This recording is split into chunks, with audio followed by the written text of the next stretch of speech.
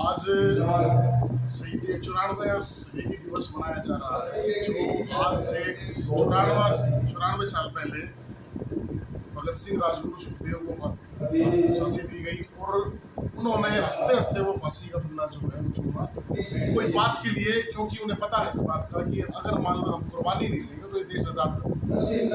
ये नौजवानों को, एक भगत सिंह को ही शहीद आजम भगत सिंह इसलिए बोला गया क्योंकि वो जानते थे कि सिर्फ आज़ादी उनका मकसद नहीं था, उनका मकसद था एक ऐसा मुल्क बनाना जिसमें मजदूर, किसान और हर मेहनत कश वर्ग के लिए हालात बदले, वो हालात जो उसके बच्चों को अच्छी शिक्षा दे सके, उसके लिए रोजगार की व्यवस्था हो, उसके लिए अच्छा इलाज हो, एक अच्छा जीवन दे सके, उसके उस तरह का सोच थी भगत सिंह की।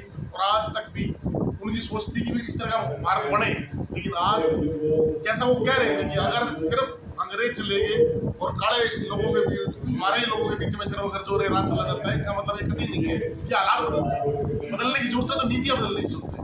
लेकिन आज हमारे देश के अंदर जो जिस तरह की सत्ता हमारी काबिज हो गई है, वो वही सत्ता है जो भ्रष्ट है, शोषक है। तमाम वो लोग जो कल तक मुखबरी करते थे, अंग्रेजों के लॉन्ग लिंक क्वीन बोलते थे, आज वो लोग सत्ता में बैठे हुए लोग हैं। इन हालातों को बदलने के लिए नौजवानों को पढ़ना होगा, समझना होगा कि ये रास्ते जब बदलेंगे जब भगत सिंह की सोच में चलना है। देखिए, ये सोच जो है ये जानबूझ के क्रिएट की जा रही है ताकि भगत सिंह को पढ़ने का मतलब है कि वो इनकलाब की बात करे, वो इस व्यवस्था को बदलने की बात करे। इस व्यवस्था को अमूल चूल बदलने की बात करने वाला सिर्फ भगत सिंह ही है, क्योंकि इन्हें पता है कि अगर मान लो आज के दिन श्रद्धांजलि के तौर पे फूल तो चढ़ाना बहुत आसान है, लेकिन भगत सिंह को पढ़ाना बहुत मुश्किल है, भगत सिंह के विचारों पर चलना बहुत मुश्किल है, हंसते हंसते कुर्बानी देना बड़ा मुश्किल है। आज जानबूझ के इतिहास से भगत सिंह को गायब करने की कोशिश की जा रही है, लेकिन उन्हें ये नहीं पता कि भगत सिंह एक विचार है जो कल भी जिंदा था, आज भी जिंदा और आगे भी जिंदा रहेगा। रेवोल्यूशनरी जो क्रांति, जो विचार यथार्थ के अंदर चीजों को बदलना, ये हमेशा जारी रहेगा।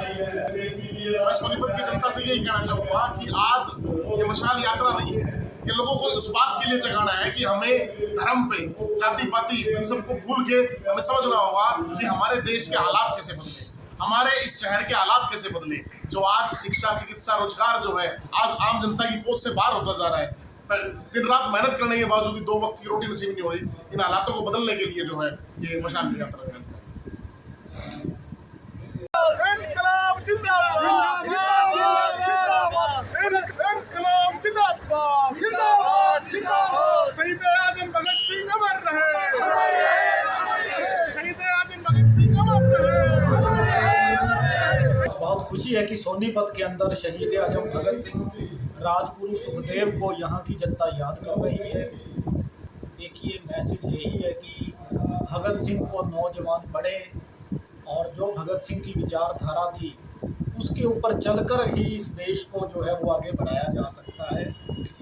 और यहाँ की सरकारें नहीं चाहती कि भगत सिंह की जो विचारधारा है, उसकी जो सोच है वो आगे बढ़े। जिंदा भगत सिंह अंग्रेजों को खटकता था और वो अंग्रेजों के लिए, अंग्रेज उनसे डरते थे, भगत सिंह की सोच से डरते थे। और भगत सिंह की शहादत के बाद आज के हुक्मरान भी, आज के सत्ताधीश भी भगत सिंह की सोच से डरते हैं।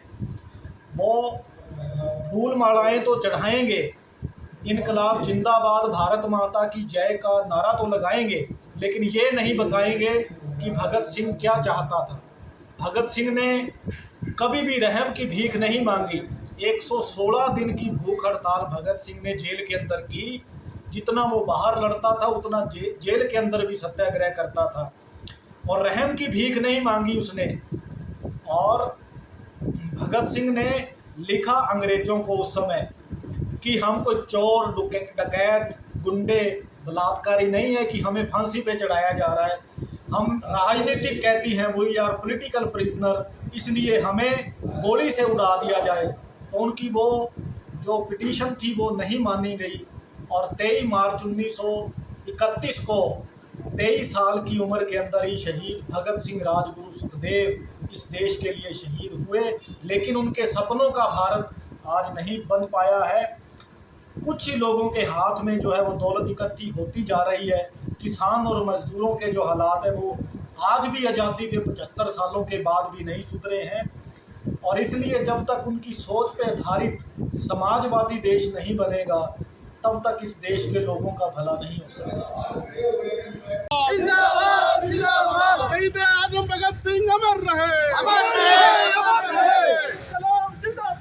जिंदाबाद